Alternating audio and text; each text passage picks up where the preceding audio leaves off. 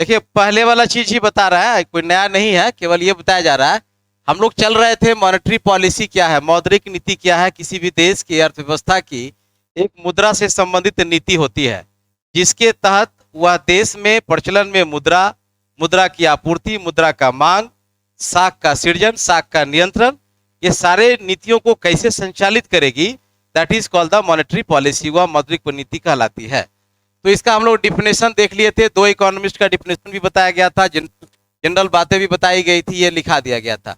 दूसरा सेगमेंट था उसमें उद्देश्य, आखिर किसी भी देश में अर्थव्यवस्था में, चाहे वह विकसित राष्ट्र हो या विकासशील राष्ट्र हो, डेवलप्ड हो या डेवलपिंग कंट्री हो, मॉनेटरी पॉलिसी हर कंट्री के पास होता है। हर कंट्री के पास मुद्रा से संबंधित नीति होता है।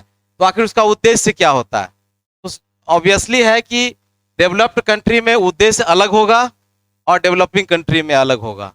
दोनों का एम जो है, ऑब्जेक्टिव थोड़ा थोड़ा अलग रहेगा, क्योंकि सेम नहीं होगा। क्योंकि एक के पास जो है सारा सेक्टर डेवलप्ड है, एग्रीकल्चर डेवलप्ड है, इंडस्ट्री डेवलप्ड है, सर्विस सेक्टर डेवलप्ड है ना, लोगों की पर कैपिटा इनकम ज़्यादा है, एम्प्लॉयमेंट का रेट अच्छा है, ठीक है, ग्रोथ रेट उनका हाई है, तभी तो डेवलप्ड कंट्री है। लेकिन जस्ट इसका रिवर्स क्या होता है, डेवलपिंग कंट्री में पर कैपिटा इनकम कम होता है, लिविंग ऑफ स्टैंडर्ड कम होता है, पॉवर्टी बहुत ज़्यादा होता है, अनएम्प्लॉयमेंट बेरोजगारी बहुत होती है, लोगों की परचेजिंग पावर कैपेसिटी कम होता है, लिक्विडिटी का अभाव होता है, लोगों के पास पैसा नहीं होता है, बैंक का विकास पर्याप्त ढंग से नहीं हो पाता है, ट्राइबल क्षेत्र, रूरल क्षेत्र में बैंक मिलता नहीं है, ठीक है ना। तो इस तरह से जो है मनी का सर्कुलेशन भी बहुत कम होता है लोगों के पास। आज भी बहुत सारा क्षेत्र में देखिए बार्टर सिस्टम में पैसा नहीं है, देखने को मिलता नहीं है। तो there are so many problems in the developing country such like of a India. तो वहां पर कहता है कि इसका उद्देश्य हम जब लिखेंगे तो हम लोग जो उद्देश्य लिख रहे हैं वह उद्देश्य चूंकि कंबाइन है, उद्देश्य कंबाइन है, लेकिन उस उद्देश्य में ज्यादा उद्देश्य किसका होगा, डेवलपिंग का होगा कि डेवलप्ड का होगा, डेवलपिंग का होगा। जिसके पास ज्यादा प्रॉब्लम होगा उसका उद्देश्य भी ज्यादा होगा। क्योंकि यहाँ पर जो लिखा रहे हैं आपको वह डेवलपिंग कंट्री के कंटेस्ट में लिखाया जा रहा है। और अगर भारत आता है तो सी हुबहू लिखा जाएगा, वही हुबहू लिखा जाएगा भारत के संबंध, ठीक है ना। तो ये ऑब्जेक्टिव या गोल है। उसके बाद एक क्वेश्चन आपको आया हुआ था, प्रासंगिकता बताइए या इसका महत्व बताइए। भारतीय अर्थव्यवस्था में या विकासशील देश जैसे कि भारत या भारत जैसे विकासशील देश में मौद्रिक नीति की क्या प्रासंगिकता है? बहुत प्रासंगिकता है। सोच लीजिए, सोच के देखिए, जितना प्रॉब्लम बताया, सारे प्रॉब्लम को दूर कौन करेगा? आइदर मॉनेटरी पॉलिसी और द फिजिकल पॉलिसी। क्योंकि दो ही पॉलिसी तो होती है, एक मौद्रिक नीति होती है, एक राजकोषीय नीति होती है। एक रिजर्व बैंक यानी सेंट्रल बैंक लागू करता है, एक सरकार लागू करती है। ये दोनों मिलकर ही सारे प्रॉब्लम को, सारे इकोनॉमी के मॉनेटरी सिस्टम को रेगुलेट करता है और वही दूर कर सकता है। तो यहाँ इंपॉर्टेंस आएगा, उस पर हम लोग लिखाएं। उसके बाद लिमिटेशंस आती है, सीमाएं क्या क्या होती है। अर्थात देखिए हर सिद्धांत का कुछ ना कुछ सीमा होता है। लिमिटेशंस का मतलब क्रिटिसिज्म भी होता है, उसका मतलब कहाँ वह फेल कर जाता है, कहाँ जो है उसकी जो है सीमा खत्म हो जाती है, उसके बाद वो लागू नहीं हो सकता है। तो बहुत सारी आज इसको दूसरे तरह से पूछ सकता है कि भारत जैसे विकासशील राष्ट्र में, विकासशील देश में एक सफल मौद्रिक नीति लागू करने में क्या क्या बाधाएं हैं, यही चीज आ जाएगी, आलोचना आ जाएगी। या भारत में मौद्रिक नीति पूर्णतः रूप से सफल नहीं हो पा रही है, इसके पीछे क्या क्या सीमाएं हैं, ये सीमाएं, अर्थात भारत के मौद्रिक नीति की आलोचना लिखें। क्लियर हो रहा है ना। तो कठिनाई है, बाधा है, सीमाएं हैं, सारा चीज हम लोग इसी लिमिटेशन में आएंगे। केवल वर्ड को बदलेंगे और वहां लिखना शुरू कर देंगे, ठीक है। उसके बाद जो आपका अगला क्वेश्चन आया था, role of monetary policy in the India and the developing country, इसकी क्या भूमिका है, एक विकासशील राष्ट्र के लिए मॉनेटरी पॉलिसी की क्या भूमिका है, इस पर हम लोग लिखेंगे इसका 5-7। क्योंकि जो उद्देश्य है ना, जो उद्देश्य है, अगर कोई चालाक और स्मार्ट लड़का होगा तो जो उद्देश्य जान रहा है उसको यहाँ पर पुट कर देगा वो, और पुट करके निकल जाएगा, लिख देगा, एग्जामिनर पकड़ नहीं पाएगा उसको, क्योंकि जो उद्देश्य है वही तो रोल है उसका। तो कॉमन समझने की बात है आपका। अब लड़का कहे सर आप उद्देश्य पढ़ाए थे, रोल आ गया, हमको रोल आया नहीं। तो रोल आएगा तो समझिएगा तब ना, आप कन्वर्ट कीजिए वहाँ, उसको मॉडिफाई कीजिए और उस तरह का आंसर लिख के वहाँ पढ़ाइए। तो यही सेगमेंट पर आज इसको खत्म कर देते हैं, ठीक ना। चलिए आप लोग आइए, कहाँ तक लिखे थे। देखिए यहाँ पर पहले 2-3 बातें समझ लीजिए अच्छी तरीके से। देखिए भुगतान शेष क्या होता है, बैलेंस ऑफ पेमेंट क्या होता है। देखिए हर एक कंट्री का, क्योंकि अब तो हम लोग ओपन इकोनॉमी में रहते हैं, खुली अर्थव्यवस्था में जी रहे हैं, सारा वर्ल्ड जो है ग्लोबल हो चुका है, सारा देश ग्लोबल हो चुका है, सभी देश में लिबरलाइजेशन है ना, एलपीजी, है ना, अपनाया जा चुका है लगभग देशों में, अब शायद ही कोई क्लोज इकोनॉमी रहा है। तो जब सब देश एक दूसरे से खुल चुका है और व्यापार यानी विदेशी व्यापार में भी आदान प्रदान कर रहा है, यानी कि वो आयात भी कर रहा है और निर्यात भी कर रहा है, तो जिसके पास जितनी सफिशियंट प्रोडक्शन है, तो अगर उसका एडिशनल प्रोडक्शन है या कॉम्पिटिटिव कॉस्ट थ्योरी के आधार पर उसको लागत ज़्यादा आ रहा है, तो वह क्या करता है, आयात करता है, किसी वस्तु का आयात करता है। अगर उसके यहाँ उत्पादन नहीं हो रहा है नंबर एक, या उसके यहाँ उत्पादन करने में उसको ज़्यादा लागत आ रहा है, तब वह विदेशों से मंगाना उस सामान को आसान समझता है, सस्ता पड़ता है, और वह विदेश से आयात करते हैं। दूसरी बात, यही पॉलिसी दूसरे देशों के लिए भी लागू होती है। आपके यहाँ बहुत ज़्यादा मात्रा में, एबंडेंट मात्रा में, जैसे चाय है, कॉफ़ी है, आपके यहाँ काफ़ी मात्रा में प्रोडक्शन होता है, तो आप चाय का क्या करते हैं, एक्सपोर्ट करते हैं, निर्यात करते हैं। तो वैसे कंट्री आपसे मंगाते हैं जहाँ उनका उत्पादन नहीं होता है या जहाँ उसकी लागत ज़्यादा आती है, तो आपके यहाँ से आयात करता है। तो ये आयात और निर्यात चलता है दो देशों के बीच, अन्य देशों के बीच। तो आयात निर्यात में जब बैलेंस नहीं होता है, इनबैलेंस होता है, अर्थात जब एक्सपोर्ट ग्रेटर देन इंपोर्ट हो जाता है, तो प्रतिकूलता आती है ना। क्या आती है कि एक लिखते हैं ना, आप लोग नहीं लिखे थे, देखिए जब ये बीओपी की बात आती है, बैलेंस ऑफ पेमेंट की बात जो आती है, ये एक एक्चुअल में इंटरनेशनल इकोनॉमिक्स का, लेकिन हम थोड़ा सा बता देते हैं यहीं पर, थोड़ा सा हाईलाइट बता, बैलेंस ऑफ पेमेंट, भुगतान से इसका समस्या आती है। इसमें जो है ना दो चीज होता है, एक्सपोर्ट और इंपोर्ट की बात होती है। तो जब देखिए आपका एक्सपोर्ट जो है, यानी निर्यात जो करते हैं, जो विदेशों में सामान आप बेचते हैं, अगर यह ग्रेटर देन इंपोर्ट से हो जाता है, तो आपका क्या होता है, आपका क्या होता है, बैलेंस ऑफ पेमेंट क्या होता है, सरप्लस में चला जाता है, ठीक है ना, आपके फेवर में आता है, फेवरेबल, इसको बोलते हैं फेवरेबल, फेवरेबल बीओपी। क्या बोलते हैं, बैलेंस ऑफ पेमेंट क्या है, फेवरेबल है, अर्थात क्या है आपका पास, सरप्लस, सरप्लस बीओपी है। अगर आपको जो है एक्सपोर्ट जो है, जो आप विदेशों में सामान भेज रहे हैं, वह लेस देन हो जाता है इंपोर्ट से। आप जो विदेशों में जो है एक्सपोर्ट जो है वह कम है, अर्थात कम रुपए का सामान विदेश में बेचते हैं, लेकिन उससे ज्यादा रुपए का सामान आप मंगा लेते हैं, तो आपके देश की जो मुद्रा है, जो डॉलर, वो क्या होता है, बाहर चला जाता है। तो क्या हो जाता है, ये फेवरेबल नहीं, इनफेवरेबल हो जाता है ना, इनफेवरेबल हो जाता है, बीओपी होता है, बैलेंस ऑफ पेमेंट हो जाता है, ठीक है ना। अर्थात जो है क्या, डेफिसिट हो जाता है, डेफिसिट बीओपी हो जाता है। तो ये कहता है कि बैलेंस ऑफ पेमेंट को बैलेंस करने के लिए, संतुलित करने के लिए जो है, ये आपका मौद्रिक नीति बहुत कारगर होती है, मौद्रिक नीति काम करता है वह। तो बैलेंस कब होगा, बैलेंस तब होगा जब क्या होगा, एक्सपोर्ट बराबर इंपोर्ट हो जाएगा, बराबर इंपोर्ट हो जाएगा। यानी जो सामान विदेशों में आप बेच रहे हैं और जो सामान विदेशों से मंगा रहे हैं, तो अगर मान लेते हैं कि 100 करोड़ का सामान आपने बेचा और 100 करोड़ का सामान आपने मंगाया, तो बैलेंस आपका है, बैलेंस है आपका, ये संतुलन में है आपका ये। तो बैलेंस करने के लिए इसको बैलेंस बीओपी बोला जाता है। देखिए इसी को ट्रेड डेफिसिट भी कहा जाता है, ठीक है, व्यापार में घाटा। तो जैसे एक्सपोर्ट इंपोर्ट में जो है, जब आपका देखिएगा ये जो यहाँ पर export greater less than import है, तो ये क्या है, ये इनफेवरेबल है आपका, ये आपके पक्ष में नहीं है बीओपी, तो इसको हम लोग बोलते हैं ट्रेड डेफिसिट भी बोला जाता है, ठीक है ना। हाँ, व्यापार घाटा बोला जाता है, इसको ट्रेड डेफिसिट भी बोला जाता है, ये व्यापार घाटा हो गया। अब आप बताइए कि अगर आपके पास फॉरेक्स रिजर्व, यानी कि फॉरेन करेंसी का रिजर्व, यानी डॉलर, डॉलर मान के चलिएगा, फॉरेन करेंसी का रिजर्व आपके पास 100 करोड़ के आसपास है, ठीक है, तो 100 करोड़ के आसपास है, लेकिन आपने जो व्यापार किया, एक्सपोर्ट इंपोर्ट किया, तो वो आपका 150 करोड़ का है ना, 150 करोड़ का आपका हो गया, ठीक है। तो आपके पास तो डेफिसिट कितना हो गया, 50 करोड़ का, 50 करोड़ का डेफिसिट हुआ, लेकिन आपके पास कितना था, 100 करोड़ ही था आपके पास, क्या था, डॉलर था। तो विदेशों में जो भुगतान आप करेंगे, जो पेमेंट करेंगे, जो एक्सचेंज रेट आपका जाएगा, जो पेमेंट करेंगे, वो क्या चीज में करेंगे, डॉलर में करेंगे। सपोज आप अमेरिका से मंगा रहे थे, आपने अमेरिका से मंगाया, तो वो तो आपका रुपया नहीं लेंगे ना, वो आपके रुपया आपके देश के अंदर चलता है, बाहर थोड़ी चलता है, बाहर चलता है डॉलर।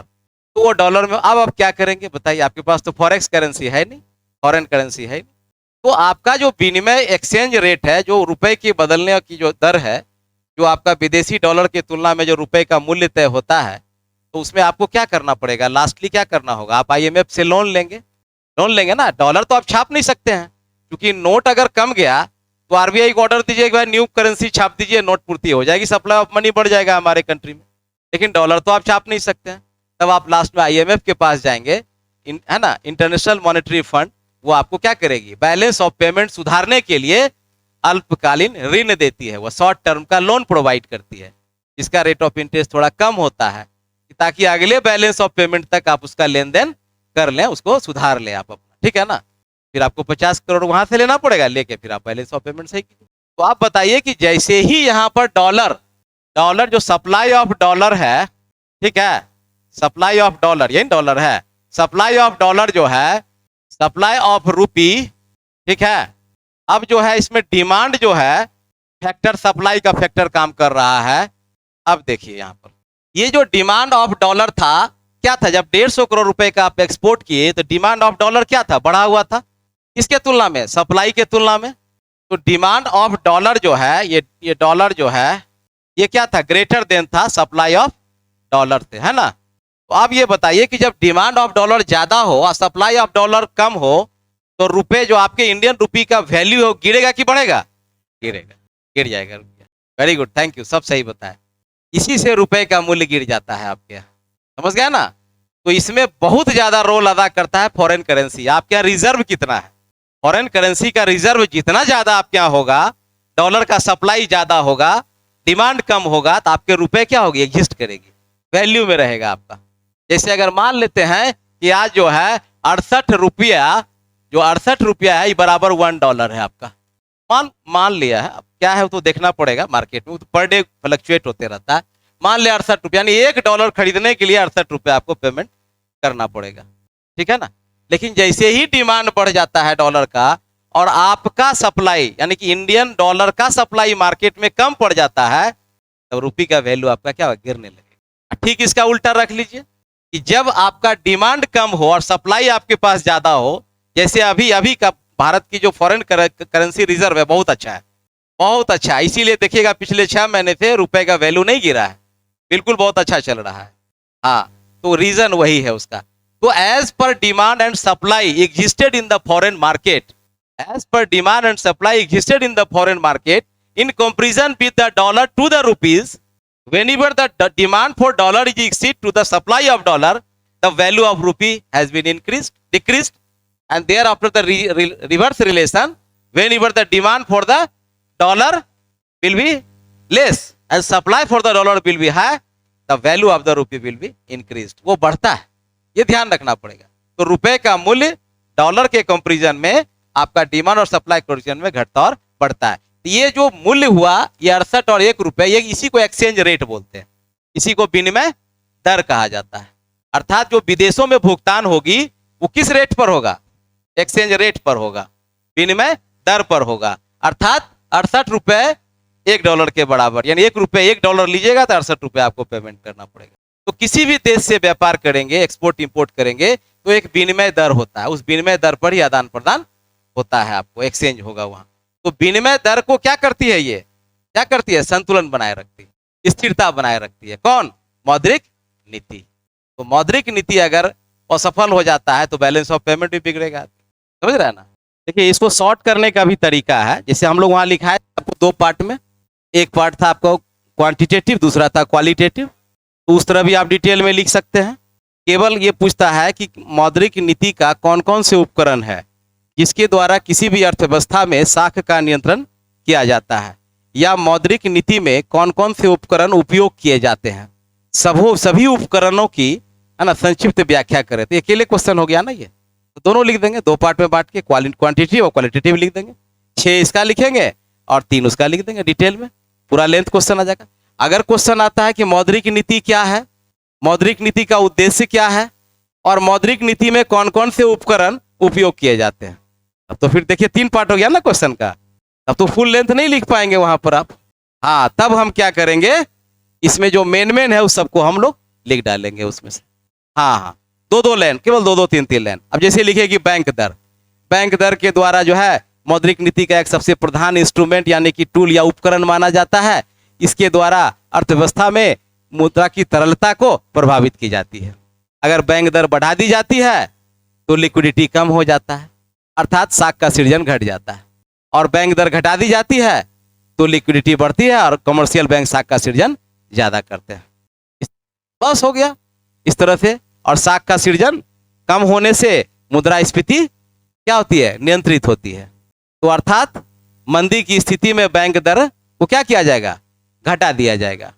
और तेजी अर्थात मुद्रास्फीति की स्थिति में बैंक दर को बढ़ा दिया जाएगा। हो गया, कितना शॉर्ट में बोल दिए, यही तो लिखना है आपको, 4 लाइन लिख देना। इस तरह से सजा के बढ़िया से धीरे धीरे करके एकदम देख, क्योंकि एक पार्ट भी छूटना नहीं चाहिए। छूटने का मतलब मार्क्स आपका गया। एग्जामिनर चूंकि आप पर दयावान नहीं ना होगा, वो छोटेगा कि आप 3 पार्ट हम पूछे थे आप 2 ही लिखे, हमारे एगो खाए पिए पेट इतना बड़ा हो गया, हाथ पैर पतला है, नहीं समझे। तो आदमी कहेगा देखो ये बेढंग है, इसका बैलेंस नहीं है, नहीं समझे। हम लिखना था क्या, लिख के क्या है, कहेंगे सर हम तो पूरा लिख दिए। पूरा लिखे है सर, अरे क्या पूरा लिखे हो, आखिर पूरा लिखे तो क्या लिखे, तो सर उपकरण पूरा लिखे हैं, बाकी थोड़ा थोड़ा लिखे हैं। तो गया तुम काम से। उपकरण में था 10 नंबर, अब परिभाषा में था 10 नंबर, और उद्देश्य में था 10 नंबर, और उपकरण को लिख दिया 30 नंबर के बराबर, बड़का इतना बड़ा। तो उसको एग्जामिनर खूब खुश होगा तो कितना नंबर देगा उसको, 10 नंबर देगा, 8 नंबर देगा, 8 उधर देगा, और उधर 10-10 का था तो 3-3-3 6 नंबर दे देगा, तो 8-6 14 नंबर उसको आया। अब बाहर तो पूरा फूल रहा है, कूद रहा है कि सर पूरा लिख क्या है, इस बार होना है सर एकदम, मेंस तो होगा ही। आया तो पता चला कि कहीं पते नहीं, उसका लिस्ट में नाम ही नहीं। समझ रहे हैं ना बात। तो this is the strategy for the balance writing, and balance writing must be follow in the examination as per demand of the question. इसलिए मैं बार बार कहता हूं you have to study the question within 2 और 3 times, 2-3 बार पढ़िए उसको, और उसके बाद उसको डायग्रामेटिक कीजिए, फॉर्मेटिक कीजिए, उसके बाद लिखिए, और कलम में पावर रखिए कि कहाँ रुकना है और कहाँ चलना है। ठीक है, ये बैलेंस रखना पड़ेगा आपको। इसलिए हम बार बार कह रहे हैं, हर स्थिति को बता दे रहे हैं कि वहां पर आप अनवांटिंग ग्रोथ मत कर जाइएगा, है ना। अनवांटिंग ग्रोथ का मतलब हो जाता है कि आपका फिर मार्क्स आपको मिलेगा नहीं वहां। तो इंस्ट्रूमेंट की जब बात आती है तो इंस्ट्रूमेंट में जो है 2 तरह के इंस्ट्रूमेंट है, ये दोनों की नाम लिख लीजिए आप। क्वांटिटेटिव इंस्ट्रूमेंट, देखिए चालाकी क्या किए हम यहाँ पर, इंस्ट्रूमेंट जोड़ दिए। यही है स्मार्ट स्टडी, है वही चीज लेकिन हम जोड़ दिए। देखिए यही करना है आपको, ये आर्ट आनी चाहिए वहां पर। क्वांटिटेटिव इंस्ट्रूमेंट हो जाएगा और क्वालिटेटिव इंस्ट्रूमेंट हो जाएगा। इसमें हमारे पास क्या क्या आता है, बैंक रेट आएगा, दूसरा आएगा ओपन मार्केट ऑपरेशन, और तीसरा आएगा वेरिएशन इन कैश रिजर्व। ठीक है, बैंक रेट हो गया, अच्छा ओपन मार्केट हो गया, इसको शॉर्ट में OMO भी बोला जाता है, BR भी बोला जाता है। अच्छा कैश रिजर्व रेशियो में क्या क्या आएगा, 3 चीज आएगा ना, 2 चीज आएगा, एक चीज यहाँ मिटाना है, हाँ। अच्छा इसको आगे बता देंगे आपको, यहाँ पर होच-पोच हो जाएगा। आई ये क्या हो गया, इसमें हो जाएगा CRR और SLR। ठीक है, CRR का मतलब हुआ कैश रिजर्व रेशियो, और SLR का मतलब हुआ स्टैच्यूटरी लिक्विडिटी रेशियो। ठीक है ना, इसी में यहीं पर हम लोग जोड़ देंगे। ठीक है, यहीं पर हम लोग जोड़ देंगे, ये 3 हुआ ना, इसी को हम बढ़ा देते हैं, चौथा कर देते हैं LAF। ठीक है, इसको बोलते हैं लिक्विड मोड। कहाँ से मूव न करना है, ये नहीं दिख रहा है साहब, बड़ा कर दें, बड़ा तो कर दिए, लीजिए। ठीक है ना, ये LAF है, याद रखिएगा। इसको बोलते हैं लिक्विड एडजस्टमेंट फैसिलिटी।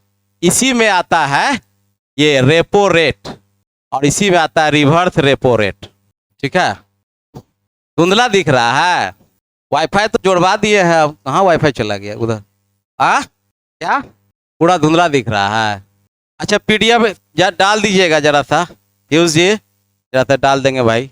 अच्छा हम बोल ही रहे हैं तो सुनिए ना, सुनते जाइए, लिखते जाइए, क्या किया जाएगा, इतना ना प्रॉब्लम है कि यहाँ। रेपो रेट का क्या होता है, हिंदी नहीं मालूम है ना, रेपो रेट तो हिंदी में ही लिखते हैं, लेकिन इसको क्या फुल फॉर्म क्या बोलते हैं, रीपर्चेज ऑप्शन। ठीक है, 4 हो गया ना इसमें।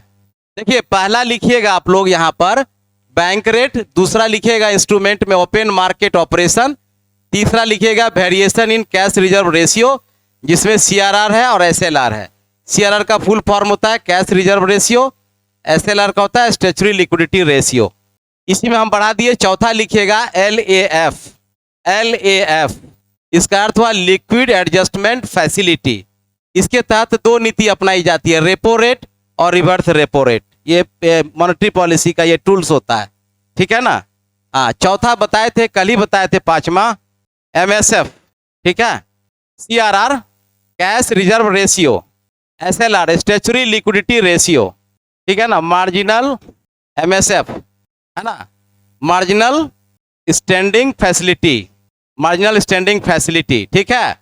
और अभी अभी हाँ SDR या SDF जो घोषणा किया है रिजर्व बैंक, जस्ट अभी यूज किया है, तो इसीलिए छठा टूल हो जाएगा, ठीक है ना। ये सारा क्वांटिटेटिव के लिए है, ध्यान रखना है, जस्ट अभी SDF या SDR, ठीक है, स्टैंडिंग डिपॉजिट फैसिलिटी या स्टैंडिंग डिपॉजिट रेट, इसके बाद कोई टूल नहीं है, सब इतना ही टूल आपको पूरा इतना ही घूमेगा, ठीक है ना। लिखा रहा है, पांचवा लिखिए MSF मार्जिनल स्टैच्यूटरी स्टैंडिंग है ना फैसिलिटी, और दूसरा लिखिए SDF या SDR स्टैंडिंग डिपॉजिट फैसिलिटी या स्टैंडिंग डिपॉजिट रेट। ये इतना टूल क्वालिटेटिव इंस्ट्रूमेंट के तहत मौद्रिक पॉलिसी में यूज की जाती है। म्यूट कर लीजिए, म्यूट कीजिए, किन्हीं का इको हो रहा है आवाज, म्यूट कीजिए सब लोग, ठीक है, दिख रहा है अब, आवाज सुनाई दे रहा है ना। हाँ, तो ये आपका क्या हो गया जी, हाँ, क्वांटिटेटिव इंस्ट्रूमेंट के तहत RBI या किसी देश का केंद्रीय बैंक मौद्रिक नीति के तहत ये 6 तरह का टूल अब तक जो यूज किया गया RBI के द्वारा, इस तरह का यूज किया जाता है।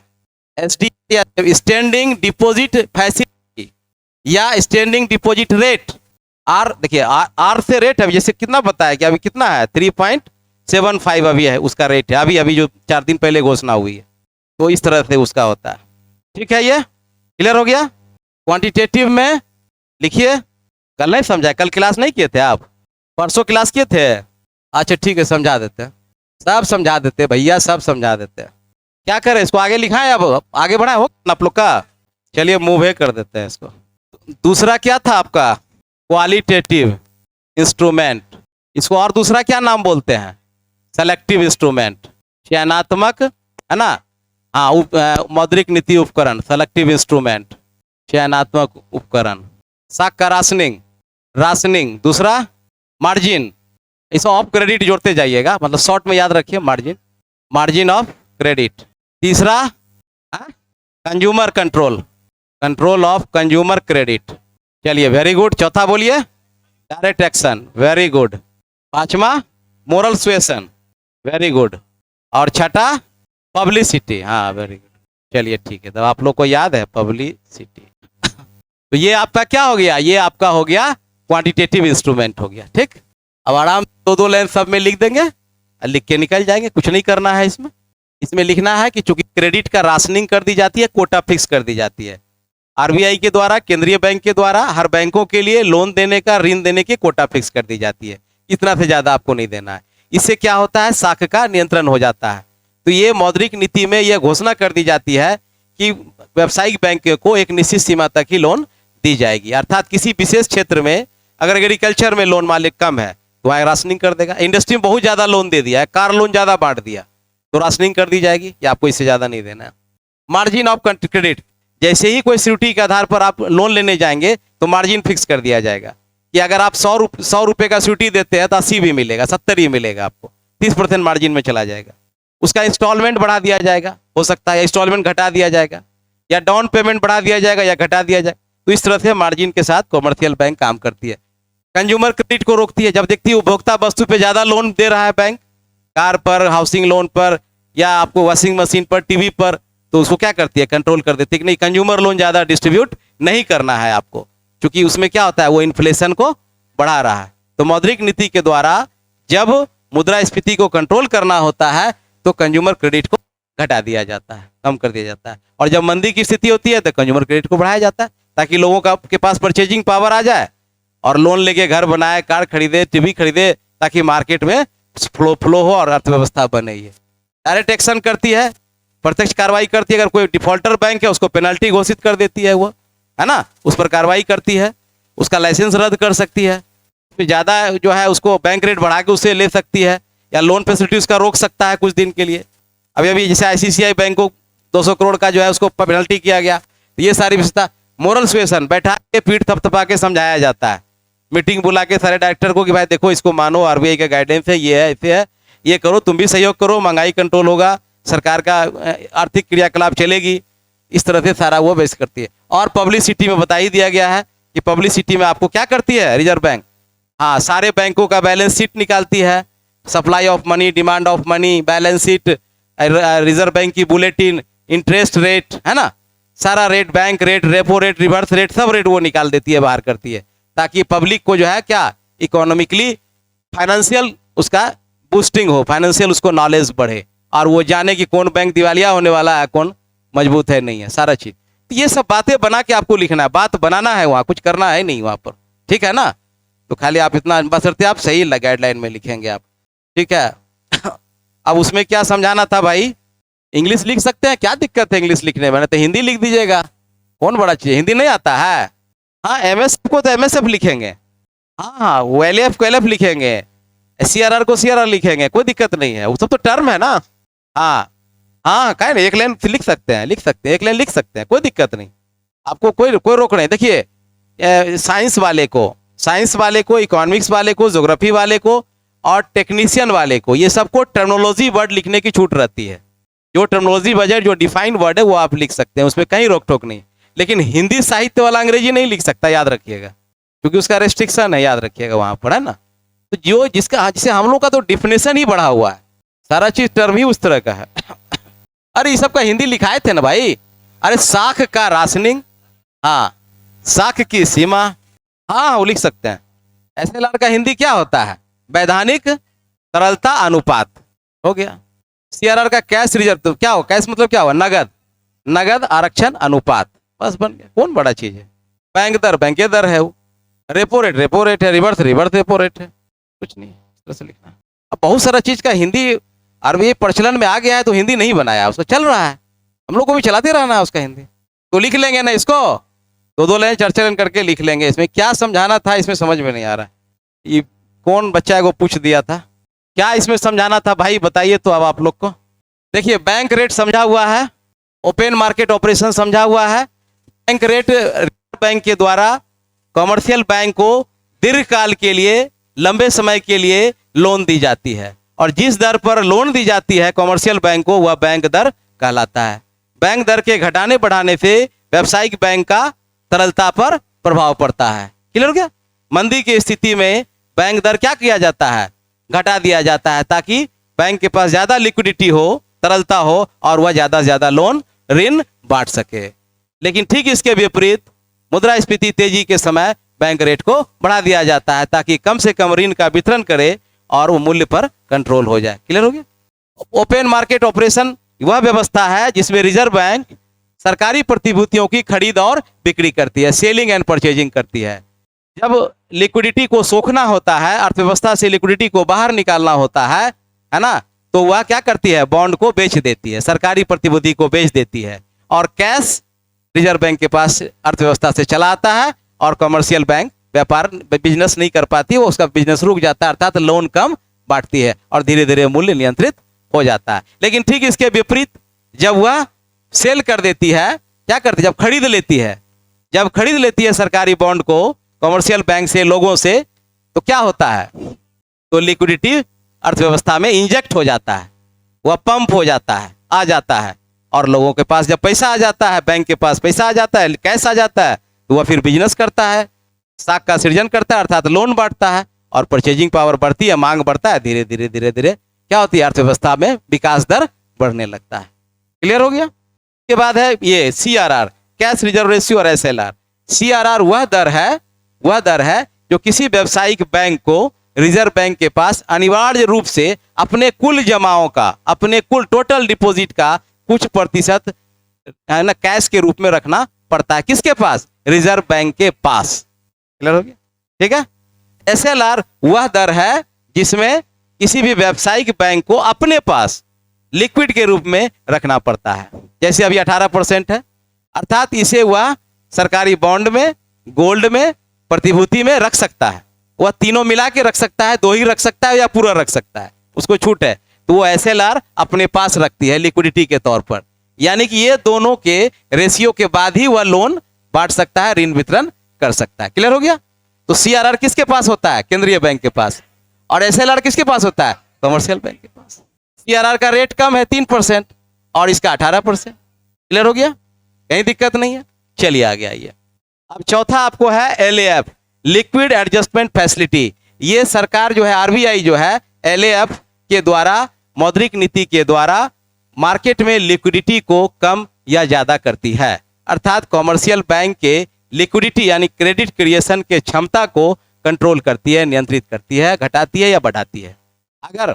अगर मंदी की स्थिति होती है तो अभी जो पूरे आरबीआई जो काम कर रही मॉनेटरी पॉलिसी केवल रेपो रेट पे काम करती है। बैंक रेट पे अब काम नहीं करे, बैंक रेट पुराना हो गया, बहुत पहले चलता था, अब बैंक रेट पे कम काम होता है। केवल रेपो रेट के लिए कमेटी हर 2 महीने पे कमेटी बैठती है, रिपोर्ट देती है मॉनेटरी पॉलिसी का जो देती है। तो देखिए साफ, देखिए वर्ड से ही क्लियर है, लिक्विडिटी है ना, एडजस्टमेंट फैसिलिटी, यानी लिक्विड को एडजस्ट करना है, जहां कम है वहां कम, जहां ज्यादा है वहां ज्यादा। अब क्या करना है एडजस्टमेंट में? अब देखिए क्या करना है। अगर लिक्विडिटी को क्या करना है, लिक्विडिटी को छोड़ना है, बढ़ाना है, रेपो रेट। अगर लिक्विडिटी को कम करना है तो रिवर्स रेपो रेट। ठीक है? ये क्या करती है? ये रेपो रेट वह दर है जिस पर व्यावसायिक बैंक अल्पकाल के लिए रिजर्व बैंक से ऋण लेती है। अर्थात इसको उल्टा बोल सकते हैं, जिस दर पर रिजर्व बैंक व्यावसायिक बैंक को कम समय के लिए या 1 रात, 2 दिन, 7 दिन या 14 दिन के लिए ऋण जब देती है, जिस दर पर व्यावसायिक बैंक को रिजर्व बैंक ऋण देती है, उसे हम रेपो रेट बोलते हैं। ठीक, इसका उल्टा हो गया, जिस दर पर रिजर्व बैंक कमर्शियल बैंक से ऋण लेती है, उल्टा ऋण लेती है ओवरनाइट के लिए, 1 रात के लिए, 2 रात के लिए, तो उसको रिवर्स रेपो रेट कहते हैं। रेपो रेट हमेशा ज्यादा होता है, रिवर्स रेपो रेट कम होता है, क्योंकि आरबीआई प्रधान है, वो क्या ज्यादा रेट देगा? क्या हम नहीं देंगे ज्यादा, लेकिन लेंगे ज्यादा तुमसे। अब आप कह सकते हैं कि सर दोनों से तो लोन मिल रहा है, इसमें भी कमर्शियल बैंक को लोन मिल रहा है, इसमें भी मिल रहा है, तो ये हाँ, ये लॉन्ग टर्म के लिए, ये शॉर्ट टर्म के लिए। अगर मान लो 2 दिन का जरूरत है, 1 दिन का जरूरत है, तो इस पे ले लेगा। क्लियर है यहाँ तक? तो रेपो रेट क्लियर हो गया, रिवर्स रेपो रेट। आप हो सकता है आपसे पूछेगा कि what is the difference between reverse repo rate and the repo rate. खूब बढ़िया सजा के लिख दीजिए, एग्जाम्पल दे के भी, उदाहरण दे के भी, ऐसे ये दर है, वो दर, इस तरह, तो आपका यहाँ तक क्लियर हो जाएगा। अब देखिए, अब यहाँ पर जब आ जाएगी, जब इतना सारा सिस्टम काम नहीं करेगा, तब आएगा एमएसएफ पर और तब आएगा एसडीएफ पर। ठीक है? अब देखिए मार्जिनल जो ना स्टैंडिंग फैसिलिटी क्या है।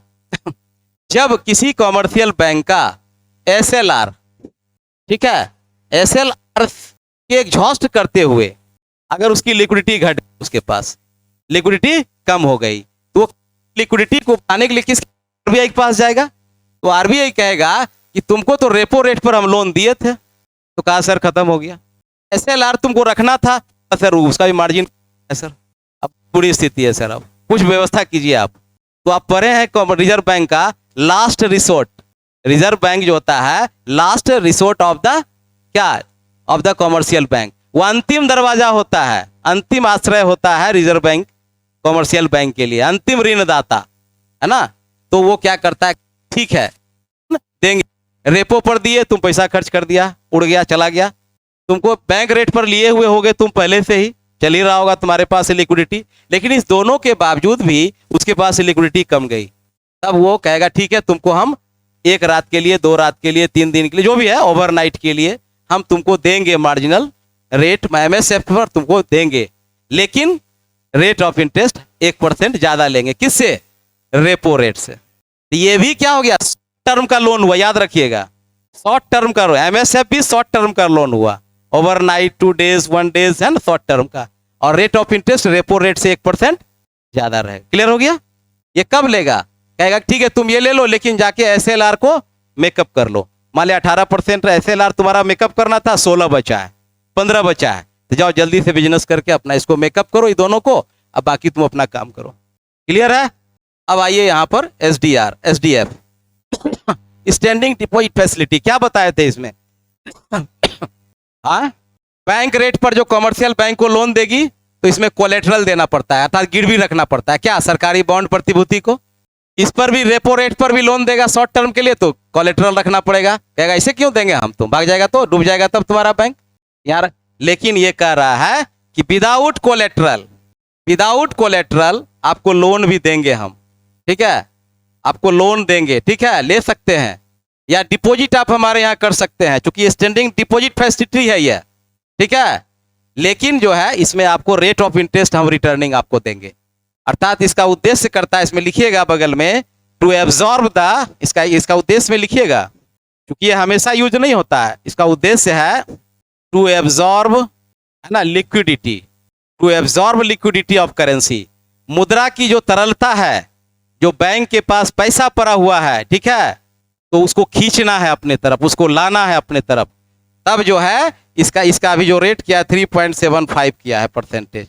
तो कहा कि अगर 200, 400, 500 करोड़ बैंक के पास पड़ा हुआ है और तुम लोग मनमाना लोन बांट रहा है, सबकी जो है परचेजिंग पावर बढ़ा दिए हो, डिमांड बढ़ चुका है, वही कारण है कि महंगाई भी बढ़ गई है। तब जो है वो कहा कि महंगाई को कंट्रोल करने के लिए प्लस ग्रोथ रेट को मेंटेन करने के लिए आपको एक्स्ट्रा जो लिक्विडिटी आपके पास पड़ा हुआ उसको हम सोख लेंगे, उसको हम एब्जॉर्ब कर लेंगे। तब उसने कहा कि 3.75% पर स्टैंडिंग डिपॉजिट फैसिलिटी हम लागू कर रहे हैं, इसमें आप जितना पैसा 100, 200, 500 करोड़ है हमारे यहाँ जमा कर दीजिए, और आपको हम क्या 3.75 इंटरेस्ट गेन करेंगे। हर आदमी क्या करेगा, इंटरेस्ट लेने के लिए भागेगा, यानी हर बैंक भागेगा, तो भागेगा तो सारा लिक्विडिटी क्या आ जाएगी, मार्केट में आ जाएगी, डिमांड कंट्रोल होगा, इन्फ्लेशन धीरे धीरे कम होगा।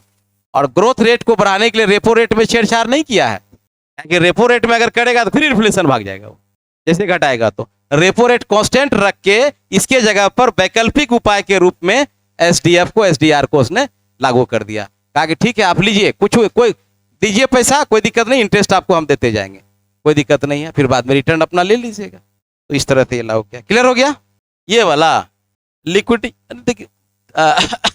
अर्थव्यवस्था में तरलता को संतुलित करने के लिए, ठीक है, तरलता में बैलेंस लाने के लिए जब आरबीआई के द्वारा जो पॉलिसी अपनाई जाती है उसको हम लोग एलएएफ बोलते हैं। उस एलएएफ के तहत दो नीति होती है, एक नीति होती है रेपो रेट और दूसरा होता है रिवर्स रेपो रेट का। रेपो रेट जो है क्या करता है, लिक्विडिटी को क्या करता है, लिक्विडिटी को क्या करता है, बढ़ाता ना जी, और रिवर्स रेपो रेट लिक्विडिटी को घटा लेता है, क्योंकि एक तरफ से पैसा जाता है, उधर से पैसा आ जाता है। चलिए ठीक, चलिए बहुत हो गया, दूसरा तीसरा दिन क्लास हो गया, पूरा क्लियर हो गया होगा आप लोग का एकदम, क्योंकि जुड़ा हुआ है, मतलब वो भी उससे इससे ही जुड़ा हुआ था, कुछ था ही नहीं इसमें।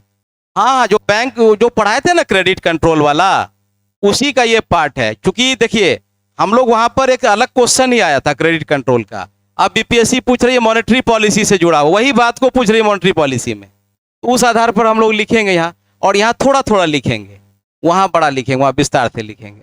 हाँ इसका टर्मिनोलॉजी, अच्छा वो तो उसी में मल्टीप्लायर में ही पढ़ा रहे थे, उसी में बोले थे।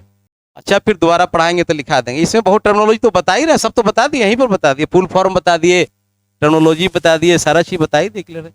अरे ये आप लोग लिख दीजिएगा, ये क्वेश्चन आएगा आप लोग लिख दीजिएगा, हम देख रहे हैं विश्वास, आप लोग कॉन्फिडेंस चेहरे से दिख रहा है, लिखा जाएगा, ये कुछ नहीं है इसमें, बस सीक्वेंस सजाना सीख लीजिए। वहाँ भी फ्लो चार्ट बना दीजिएगा इस तरह से, एग्जामिनर देख के खुश हो जाएगा, बढ़िया से सजा के स्केलिंग करके सीधा लाइन एकदम इस तरह से गोल बॉक्स बना के बढ़िया से सजा के लिख दीजिएगा नोट्स में, ठीक है।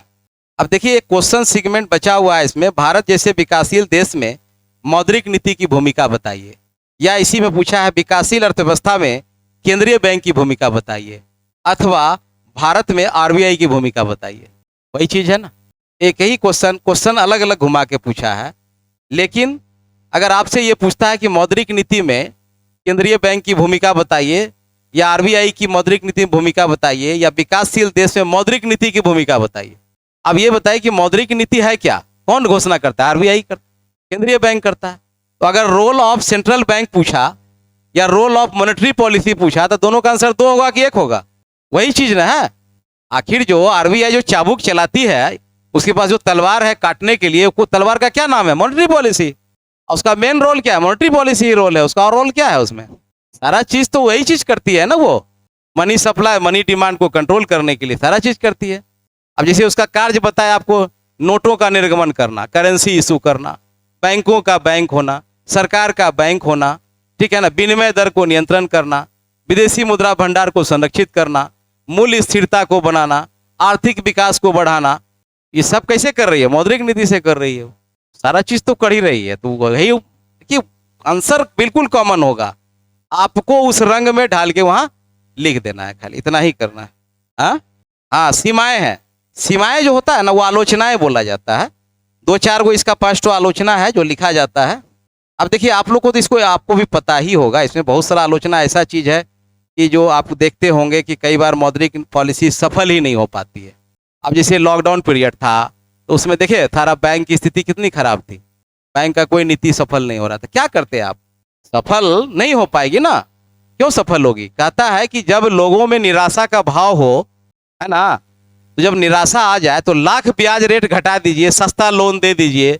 रिजर्व बैंक चिल्ला चिल्ला के माइक लगा के चौड़ा चौड़ा पर भी बोलेगा कि लोन ले लो लोन ले लो, लोग नहीं लेगा लोन, क्योंकि लोगों में निराशा भाव आ गया है। डिप्रेशन है क्या, रिसेशन है क्या, निराशा भाव है। इसीलिए किन्स साहब ने कहा था, एक जुमला आप लोग को बताए थे, वो लिखा है किन्स का जो ओरिजिनल बुक है general theory of the employment interest and money में, उसने क्या लिखा है, हॉर्स, हाँ क्या, horse can be drag to the river but can not compel to the drink water whenever he is thirsty. यानी घोड़े को आप घसीट के नदी किनारे ले जा सकते हैं, लेकिन पानी पीने के लिए मजबूर उसे नहीं कर सकते हैं जब तक कि वह प्यासा नहीं हो। अर्थात एक निवेशक को फ्री में लोन बांट दीजिए, 0% पर 2% पर इंटरेस्ट दे दीजिए, लेकिन उसको अंदर से उत्साह नहीं है तो वह निवेश कभी भी नहीं करेगा।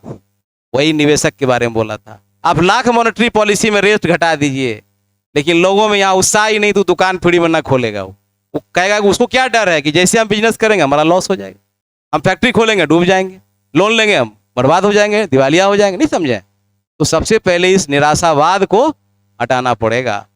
इसलिए अमेरिका में जो मंदी आई थी, विश्व में जो मंदी आई थी, इसको किन्स को बुलाया गया था तो बोला कि ये निराशावाद है, केवल लोगों में उत्साह जगाइए। लोग में आशा जिस दिन आ जाएगा उस दिन दौड़ दौड़ के लोग लोन लेगा, लाइन लगा के लोन लेगा। वहाँ ये निराशावाद कब आई थी याद है ना, डिमोनेटाइजेशन जब हुआ था भारत में, उस समय भी निराशावाद था। कितना लोग लाइन लग के मर गया था लाइन में, मालूम है ना, किस लिए, नोट बदलने के फेर में। क्या डर था उसमें, क्या डर था, डिमोनेटाइजेशन पे बीपीएससी में क्वेश्चन पूछा, हाँ एक्सचेंज नहीं होगा, हम बर्बाद हो जाएंगे, क्योंकि उसके पास लाखों रुपया रखा हुआ था। वो कहा कि अगर ये नोट जो है चलन में नहीं रहा उसके बाद हमारे पास तो हम बेकारी हो जाएंगे, ये पैसे नहीं रहेगा, क्या करेंगे हम। अरे शादी तो खैर दूसरा बात है, शादी हो ना हो अलग बात है। यहाँ तो पेट पे आफत हो रहा था, खाएंगे क्या, पहनेंगे क्या, बच्चा बीमार पड़ेगा तो दवाई दिल कहाँ से लाएंगे, पैसा ही नहीं, अगला लेने के लिए तैयार नहीं था, इतना इतना पैसा ले जा रहा था, हॉस्पिटल में उठा के फेंक दिया था, कहने नहीं पुराना नोट नहीं लेंगे, नया नोट लाओ। वो बोला लाओ जो चला है जो आया है। मार कर रहा है आदमी, आधा पर देने के लिए बेचैन था, आधा पर, यानी 20,000 रुपया का 10,000 दे दो भैया, हॉस्पिटल में बच्चा को भर्ती कराना। ये स्थिति थी, नहीं थी, कितनी खराब भयावह स्थिति थी। क्या था, निराशावाद था। इस पर जस्ट बीपीएससी 64वीं में पूछा गया था सवाल, विमुद्रीकरण का भारतीय अर्थव्यवस्था पर कितना प्रभावित हुआ था, हाँ क्या फायदा और क्या घाटा हुआ था, दिया गया था। हाँ कैश रिजर्व आ गया। तो देखिए ये सब क्या है, फेल कर गया। मॉनेटरी पॉलिसी क्या हुआ था, फेल कर गया था, पूरी तरह फेल था सारा। हाँ लिखेंगे आलोचना, वो सब लिखेंगे हम लोग, वो सब दिए हैं। राजकोषीय नीति सरकार निर्धारण करती है, ये नहीं करती है। फिर आगे का सेगमेंट जो है ना, रिजर्व बैंक की उपलब्धि और असफलताएं, जो अभी तक नहीं पूछा है, ठीक है, ये सवाल अभी तक नहीं पूछा है, लेकिन डिमोनेटाइजेशन में जो है वो असफलता में हम लेंगे रिजर्व बैंक का जो हमारा हुआ था, और सफलता अभी तक का क्या हुआ है उसको हम लोग लिखेंगे। तो इसमें 7-8 पॉइंट इसमें है, 7-8 पॉइंट उसमें है। इसको हम लोग देखेंगे कि मौद्रिक नीति भारतीय रिजर्व बैंक का विफल क्यों हुआ, असफल क्या क्या चीज में हुआ। ये थोड़ा सेगमेंट बच गया है, इसको हम लोग पॉइंट खाली लिखा देंगे आपको, और समझाते चले जाएंगे, ठीक है ना। ये पूरा हो जाएगा आपका खत्म। आज का टारगेट था कि मॉनेटरी पॉलिसी खत्म करते, लेकिन इस खाई में आप लोग हमको ढकेल दिए ना, इसको समझाने के फेर में फिर निकल गया मेरा। देखिए ये जो चैप्टर है ना, ये वाला, ये बहुत कॉम्प्लिकेसिव है। इसमें एक बार कोई टीचर घुसता है ना तो फिर निकलना मुश्किल हो जाता है, गुफा है ये, क्योंकि कई टर्मिनोलॉजी वर्ड है ना, कई वर्ड है इसमें। अब किसी बच्चे को एलएएफ पर दिक्कत है, किसी को एससीएलआर पर दिक्कत है, एसएलआर पर दिक्कत है, किसी को रेपो पर दिक्कत है, किसी का रिवर्स रेपो पर दिक्कत है। समस्या ये है उसके दिमाग के भेजा में घुस ही नहीं रहा है कि लिक्विडिटी बढ़ कैसे जाता है, घट कैसे जाता है, ये समझे में नहीं आ रहा है अभी तक। बहुत बच्चे को ऐसा दिक्कत है कि सर कैसे होगा सर, रेपो रेट कहीं है, लिक्विडिटी कहीं और है, कैसे घट जाता है अपने आप। अब उसको कैसे समझाया जाए भाई, तो बड़ा अजीब सा समस्या है। तो उसका एक ही उपाय कि कहेंगे तुम एक दिन 1,000 रुपये लेके आओ, और 1,000 रुपये तुमसे हम ले लिए, तो बोलो लिक्विडिटी बढ़ा के घटा, तो सर घट गया। और फिर हम दे दिए तो बढ़ा, बोला हाँ सर बढ़ गया, यही ना है। उसमें 300 रुपया लाओ निकाल के, हम आरबीआई ले लिए, 300 रुपया रख लिया, अब कितना बचा 700, जाओ खर्चा करो। तो फिर मेरा 300 रखा हुआ है आपके लिए सीआरआर में, हो गया। फिर कहेंगे 200 और लाओ, 200 और ले लिए, एसएलआर में रखा हुआ है 200, 500 लेके जाके घूमो, तुम खर्चा करो, जो करना है करो। अब समझ में आ गया उसको, 500 खर्चा करके फिर आया, कहा कि सर हमको पैसा घट गया सर, मेरा 300 दीजिए ना जो आप रखे थे आप। कहेंगे नहीं देंगे। 200 दीजिए एसएलआर, कहेगा नहीं देंगे। कहेगा नहीं सर देना पड़ेगा कुछ, मेरा पैसा आप रखे हैं तो देंगे, रेपो रेट पर ले लो हमसे, लाओ 2% रेट पर लो 200 रुपया, दे दिए क्या। फिर उसके पास पैसा ज़्यादा हो गया, कहा सर हमारे पास 200 हो गया, लाओ लौटा दो, तो रिवर्स रेपो रेट हम उसी से ले लिए। तो दिस इज द सिचुएशन। इस तरह से आप प्रैक्टिकल अप्लाई कीजिए, खत्म हो गया। कहाँ दिक्कत है नहीं समझने करने की बात। तो आप इमेज कीजिए कि आप हम बैंक हैं, हमारे पास कैश है और हम ये कर रहे हैं, सर जो बता रहे हैं उसको जोड़िए, क्यों नहीं क्लियर होगा। क्या कुछ बाहर थोड़ी है, बड़ी चीज है क्या।